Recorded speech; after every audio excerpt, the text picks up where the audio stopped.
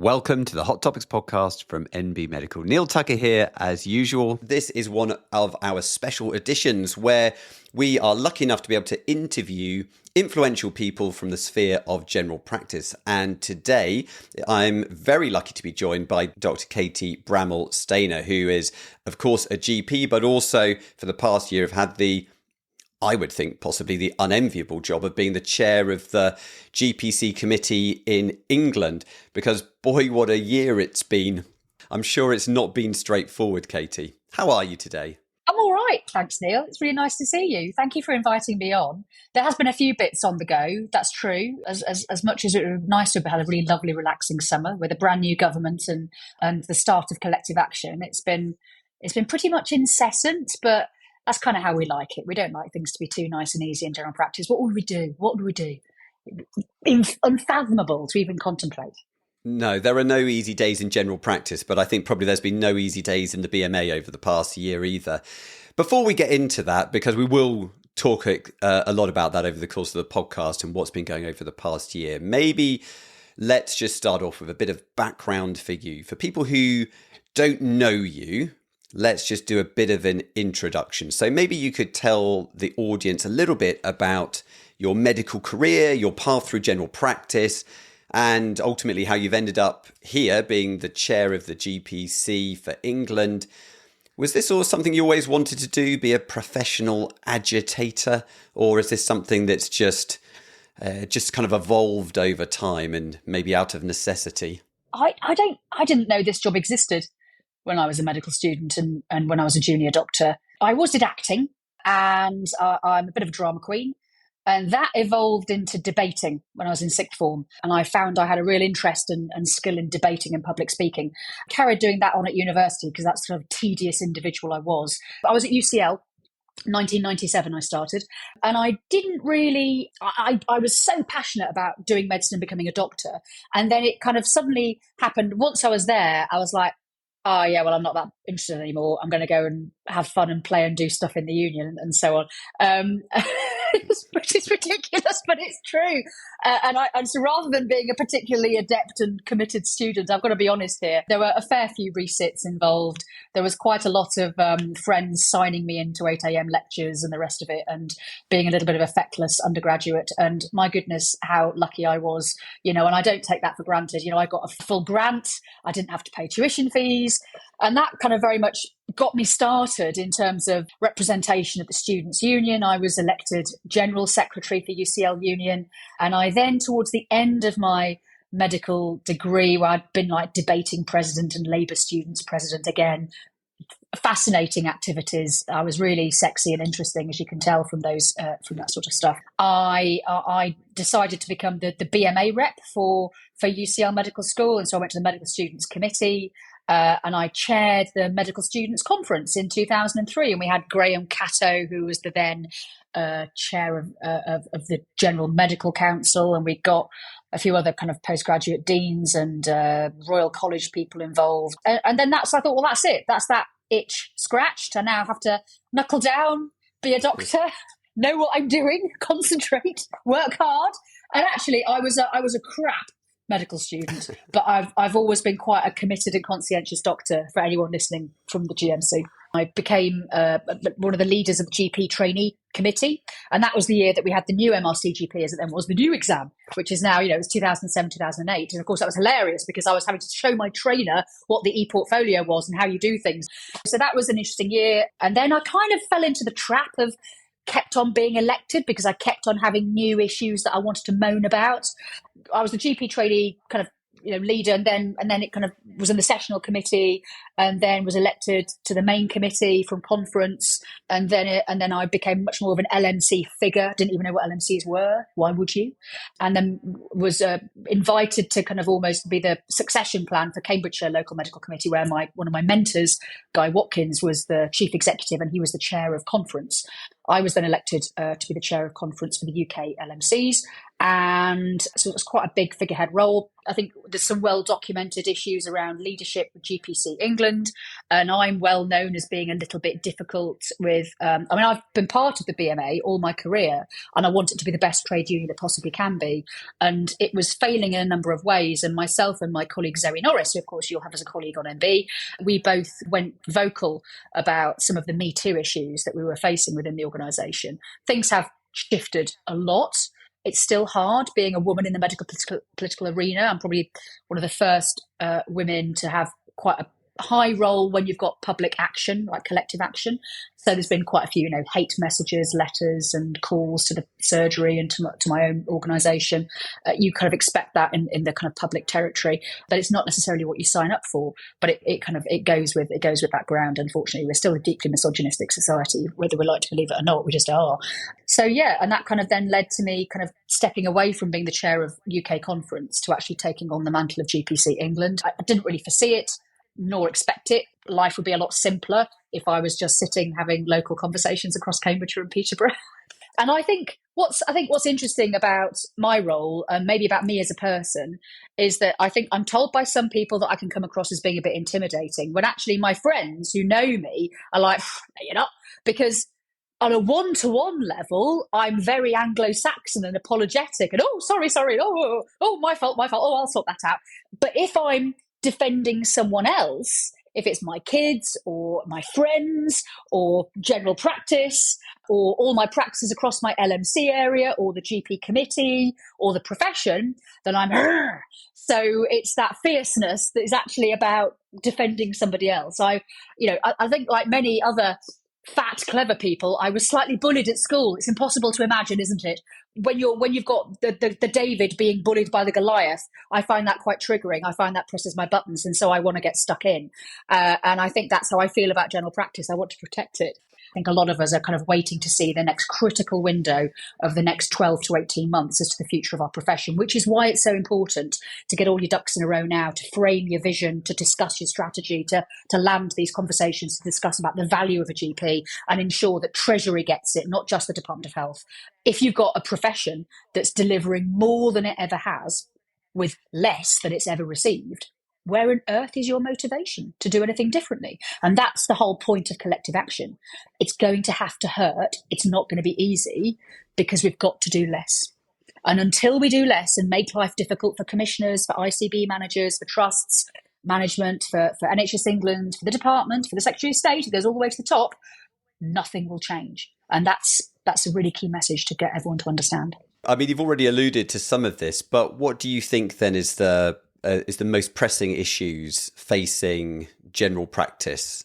Well, if you'd asked me the question before the 30th of October, I would have said we've lost 2,000 practices in England since 2010. That's 1 in 5 GP surgeries have gone. But now, just to compound that, we've got the autumn financial statement on the 30th of October and the employers' national insurance contributions pressures, the national living wage and national minimum wage pressures, which is going to be an additional tax burden of hundreds of millions of pounds onto those existing partners. And unlike everyone else whom it affects in the primary care family, so pharmacies, dentists, optometrists, social care enterprises, care homes, hospices, they can all reduce their bed numbers or up their prices. We can't do either. All we can do to keep a practice going is reduce our services or reduce our staff. And if we can't do either of those, or if we've done those and it still isn't working, you hand back your contract. So this is why it's so important to get the message to government that we have to have a solution to this. And I was speaking only yesterday with Wes Streeting and Stephen Kinnock. They know the scale of this problem. And as I said to them, I'm having GPs harangue me, and that's not unusual. But normally it's the same GPs that I know, or it's regular familiar faces and regular familiar issues. But at the moment, I'm having GPs contact me in extremis, in distress, who I would never normally hear from. Those most focused patient-centred GPs, very locked into their consultation, in the bubble of their consulting room, are actually looking up and going, but this is going to kill us. This is going to destroy us. So government is under no illusion as to the scale of this issue. And yes, it's Treasury's fault, but Treasury is trying to raise funds for the NHS. So it's very much a problem of Mr. Streeting's and a solution that has to be found. And it has to be found now, because if you're running a business and you're going to make redundancies, those letters need to be done and sorted and decided before the 1st of January for 12 weeks notice. So businesses need answers ASAP. We've got the national conference, and today is the 20th of November. This podcast, you might be listening to it on a different day, is the 22nd of November. And I'm envisaging the profession is going to be completely incandescent. Certainly the National Committee is having kittens over this. And I think people are almost incredulous at some of the comments that have come out. Now, speaking to the Secretary of State yesterday, he said, oh, no, I wasn't at all meaning that GPs are private and not the NHS. You're the front door to the NHS. I'm like, well, how things are said and how they're received might be very different. And I think there's something that's very important there, because what GPs have heard, especially from Treasury, is that, no, you're ineligible for that benefit because you're private, and you are not eligible for that benefit because you're public. It's like, oh, right. Okay, that sounds helpful. That sounds a bit of an invidious position. So this might lead to interesting questions that conference might want us to answer. Is there a case for a judicial review? Are there other implications if you are not allowed to see your own registered patients privately, or, for example, the pay transparency questions?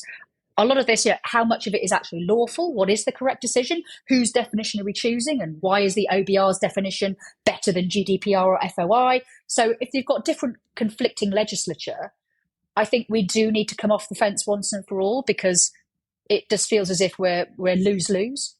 And you're better to be in a win-lose position than a lose-lose position. I think if government decides to press on by not providing resource to cover these increased costs, then I think it undoubtedly is going to lead to decisions where practices close, where services are cut, where staff are lost. And I'd encourage all listeners, if they are in a partner role, to get onto the BMA's calculator. It's bma.org.uk/budget NI blow, and submit your data so we can see what that actually means for your practice, and then what it actually means for your staffing matrix and who you might have to let go, which is just insane. And if this budget is actually for the broken NHS, we don't want it to inadvertently break the front door to the NHS, especially from the government that's been talking about bringing back the family doctor, because that will have such a deleterious impact on trust. Well, let's come on then to collective action, shall we? So earlier in the year, you polled GP partners about collective action. They were overwhelmingly in favour. Over 98% voted for some kind of collective action. I don't know what the BMA's figure are, but in the last few weeks, I see that Pulse has published a readers survey suggesting that of their readers, 70% of practices in England are partaking in some kind of collective action on some level. And over the past few weeks, I've done, unusually for us since the pandemic, but quite a few face-to-face quarters around the country. And so I've actually got the opportunity to speak to individual GPs, and there's a lot of positivity about collective action, a lot of positivity about people getting involved with it. Particularly, I think lots of practices have embraced the concept of limiting the number of daily patient consultations. I think that's been extremely welcome. And what's your take on the response? Has that met your expectations? I never quite knew what my expectations were really going to be, because I think you have to go on a slight wing and a prayer when you're leading the profession into uncharted territory. I was overwhelmed at the referendum result of 99.2%. I thought, well, it's never going to be as good as that. We're never going to get figures in the high 90s, like the peak of the junior residents action. And then we had the partner non-statutory ballot that was 98.3%. And I was just so delighted and so proud of our profession to take that step. We always said this was going to be a slow burn. That's why we started it in August, because it's the best time to start to embed changes and talk about things. Because you know what GPs are like. We don't just do stuff. It's not like you're doing a strike where everyone can stand in a picket line knowing there's hundreds of you together and actually the patients are safe inside because consultants are looking after them, whatever. It's totally different for us. There's no pals, there's no receptionists. You are right there in your community with your team, with your punters, telling you how bad things are and why they can't get an appointment and why they can't do this. And so we're much more vulnerable and yet much more closely linked with our patients. And so what we do needs to bring patients and GPs closer together rather than further apart. So focusing on quality, focusing on safety, and also reminding GPs, you are your own business owners. You can decide your activity levels. The GMS contract is very clear that you have to meet the reasonable needs of your patient list. Now, at the moment, none of us can meet the needs of our patients, but that doesn't mean to say that what we're offering is not reasonable. In fact, it's extremely reasonable, and it's not sustainable with the consultation rates that we have. Across Cambridgeshire and Peterborough, we're offering well over 500,000 appointments a month. That's the equivalent of 1 in 2 people accessing their GP surgery every single month. And it's the same across your patch. It's the same across every patch. And that is not safe. And so we're not meeting the needs of our patients. You can't meet the needs of your patients. The phone might go over at 6:30 and there are plenty of people waiting. So whether you cut it off at 138 or 162 or 46 or 57, you've got to think about the care you can deliver to the patient in front of you being the best it can be. You are not responsible for the outcomes and the care for every single patient on your list. The ICB is, NHS England are, the Department of Health is, the Secretary of State is. You can't do everything. Taking action is a big decision. We did not underestimate the difficulty of that. And that's why we produced lots of patient-facing tools and comms, like the quite hard-hitting video that talks about how we've been deliberately broken, the leaflets which compare the resource to the less than the cost of an apple a day to try and make these figures mean something to patients. And then the Safe Working Guidance Handbook that took a lot of the quite bare bones guidance the BMA had been sharing since 2016 and really embellished it and gave working examples for how different demographics and populations you could put this into a safe triage pattern. So it's totally understandable that, for example, at a locality level, maybe your LMC, it's going to have taken time for your LMC to have looked at all of your enhanced services, your LESers, your commissioning area, things locally to see, well, let's cost it out and let's see where we are, because so many places across the country, LESers are based on the PMS contract review funding from 2016, 2017, and the funds haven't changed, but the ask has changed. And there are things that have crept in, like, annual PSA monitoring for prostate cancer patients or MGUS monitoring, which isn't funded, which isn't commissioned. And you're doing it for free. In fact, you're delivering it at a cost to you for your ICB. And so this is about telling everyone, hang on, guys, stop it. You don't need to do this. And so long as you follow these steps, you can say no. And actually saying no together is so much easier than saying no on your own. What's important to remember, this is not a strike. It's a lifestyle change. It is a reset, a professional reset, so we can protect our patients and keep our practices open. And that shift takes time. And we anticipated that it would be cumulative and it would grow and it might start to really bite in winter. We hoped that the government would use the pace of our action as an opportunity to come to the table with solutions. But actually, we've just had distractions, such as the autumn statement. And they are listening and they are engaging, but we need to see actions, not words. And I'm sure many GPs perhaps felt, was it wise to go straight into action in August, given the government was less than a month old? My response to that was, well, actually, whilst we've still got practices closing, whilst we're still hemorrhaging experienced GPs from those practices and losing them from the workforce, and whilst we've still got this toxic paradox of underemployed and unemployed newly qualified GPs, we've got no choice but to take these legal steps that we should be taking anyway. Actually now, with the outcomes of the Darcy review, with the autumn statement focusing on secondary care and the recovery of waiting lists, Thank goodness we embedded it in August and we are where we are. We're already seeing growth in take-up, because I think people would be calling for my head on a plate if I'd said, oh no, give Labour a chance. Then, we can't afford to, because we're dying now. Actually, as I've said to Secretary of State, that the impact of the autumn statement is going to mean we've got even more practices taking part in collective action. It's going to be emboldening the sorts of practices and GPs who historically might have been much more reticent to take those steps, but now they've got no choice but to do so.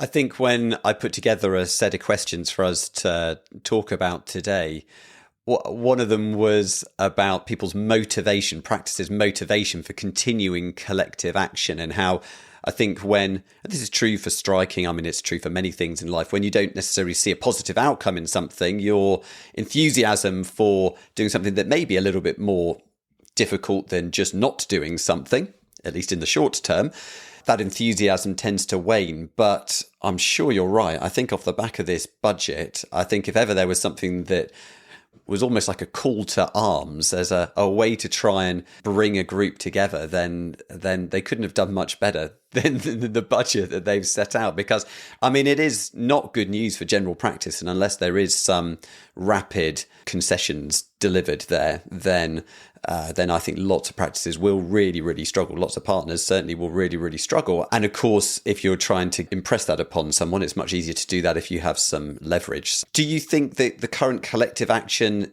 is enough? I guess what I mean by that, not necessarily what practices are doing, but the menu that the BMA have set out, or are we going to have to go further? Well, it was always a starter for 10 with 10 examples. It was always a menu. Menus change, don't they, with the seasons? And we said this was phase one. We've got conference this coming Friday, where 365 national reps will be telling us what they want to do next. And we're very much in their hands. We have ideas, absolutely. A lot of that will depend upon what government comes back with in terms of solutions and how we can work with them, because we'd like to work with them. We'd rather not be in escalation. We'd rather be in consultation and actually getting stuff done that benefits practices. We're not naturally in opposition or conflict. As people, as professionals, we're actually quite conflict averse. But, I know in the patch where you practice, Neil, we've got an LMC, Berks, Bucks and Oxfordshire that have produced a really powerful data from all of their constituent surgeries, and that's demonstrated what this will mean in terms of the cost per partner and per practice, what this will mean in terms of losing staff, reducing services, or even handing back contracts. So this is really important. And yeah, the action is a slow burn. Things can be added to it, absolutely. And I think LMCs are critical in showing that there's that steady increase in momentum. And I think those examples in the medical media they're really helpful in showing the impact the action's having. For example, medicines optimization software, you can take various steps. So it might be that your local enhanced service has got nothing to do with safety and just is predicated on cost, where none of those savings are ever reinvested back in general practice, well, in which case you switch it off or you just ignore it. Now, you might have medicines optimization software that's also co-embedded in safety and might be locked into software that can flag your most at risk prescribing or your most at risk patients. And so you might feel much less comfortable about switching that off because it's part and parcel of safety. However, you can still ignore all of those switch this for that and save your system 0.1 pence. You can prescribe whatever is in the best interest of the patient in front of you, because the system doesn't care about looking after reinvesting things back in for you and your practice.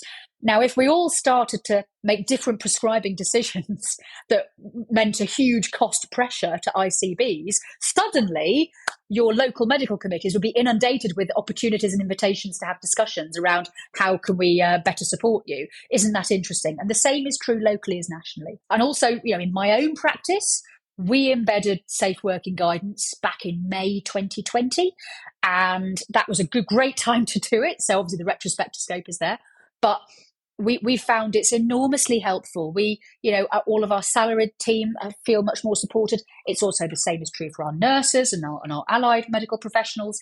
They feel the benefit of it with our physio and our clinical pharmacist.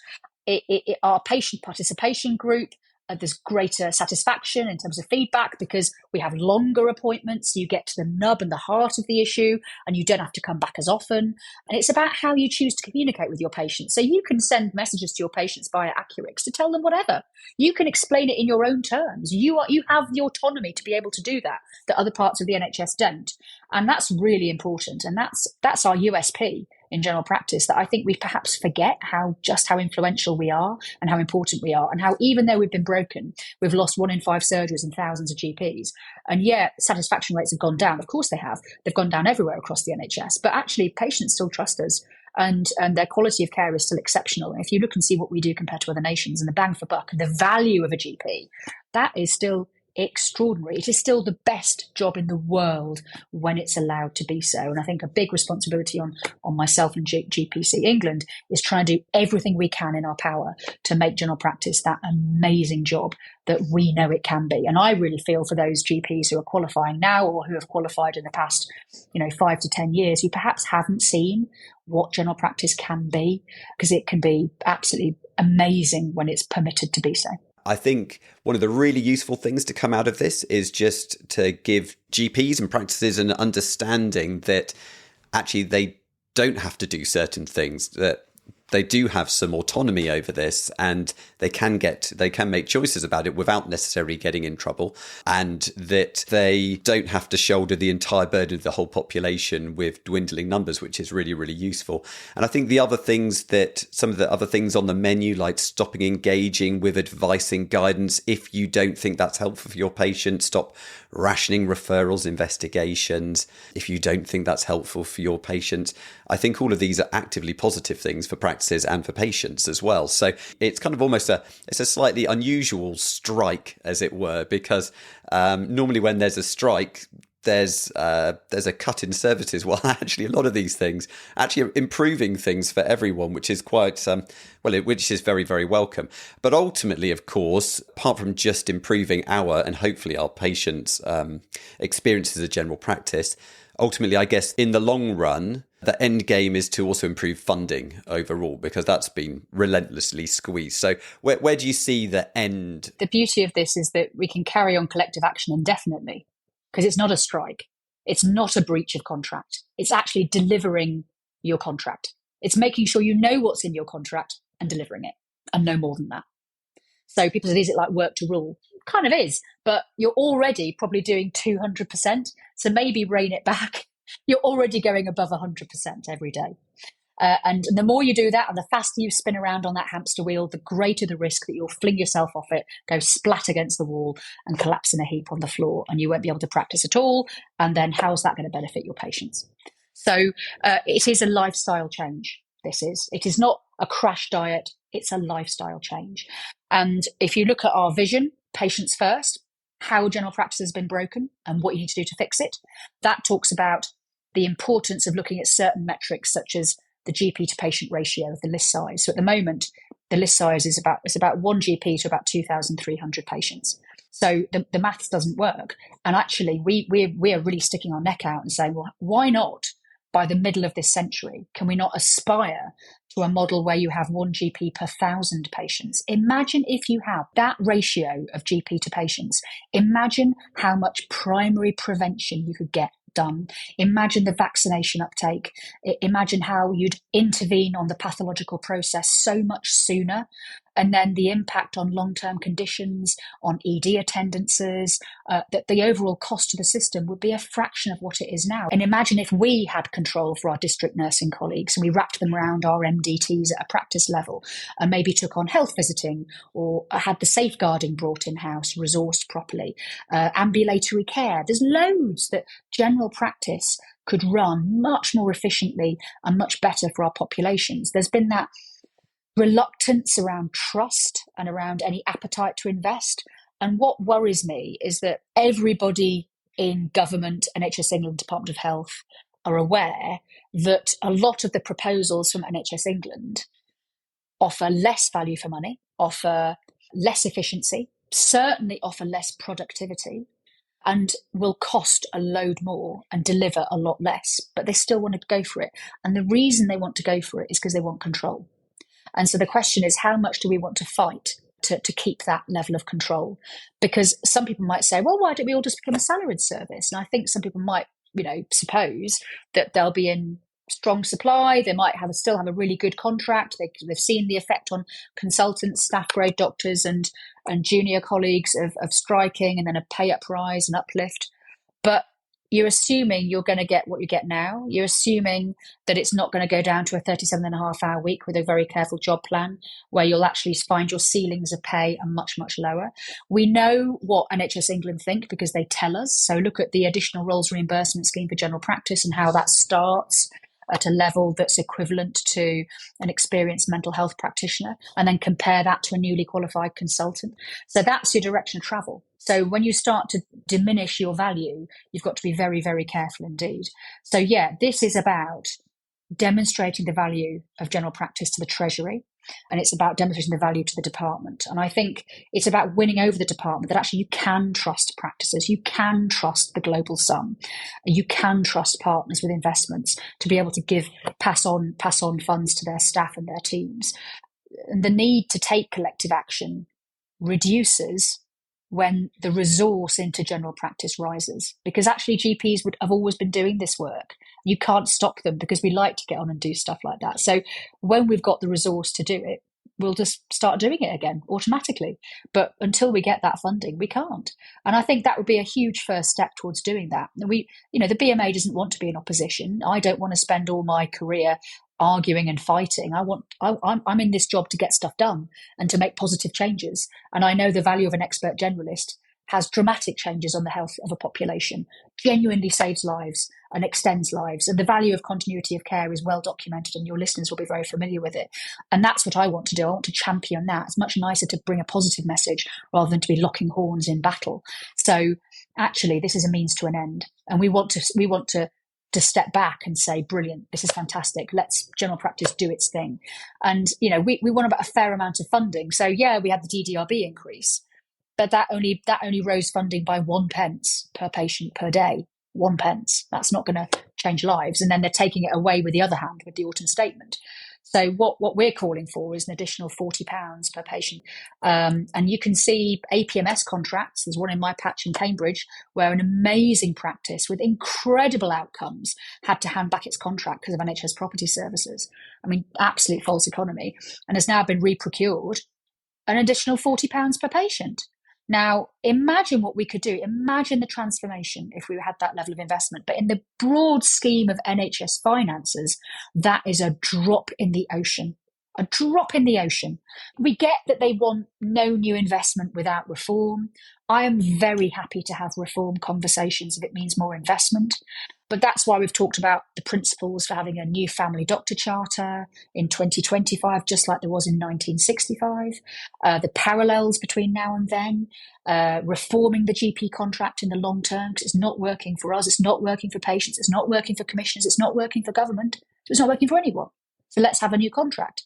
That's what we want. We want a better work-life balance for our GPs. We want them to be able to feel they can and they want to take on more sessions because they love the job. So, when you and I qualified, it was totally normal to be maybe doing about 8 sessions a week. But now it's pretty much unheard of because it's impossible, because it feels unsafe. And that's the change that has to happen. And it's not going to happen overnight. It's going to be a gradual, incremental journey. Everything is gradual and incremental in general practice, and that includes our action. I have a few more questions that I was going to ask Katie, but actually I think maybe they're better saved for another day. And I was gonna ask about what your ideal vision of general practice is, and do you think we can ever get there? But you sort of already answered that question as well, I think, to be honest. So. Oh yeah, we can totally get there if the appetite to get there is strong enough, and if GPs make that conversation happen by giving me the tools to get stuff done. So if you read our patients first vision, that's my vision for general practice. I wrote a lot of that myself, and I'm really proud of it, and I would commend it to all of us.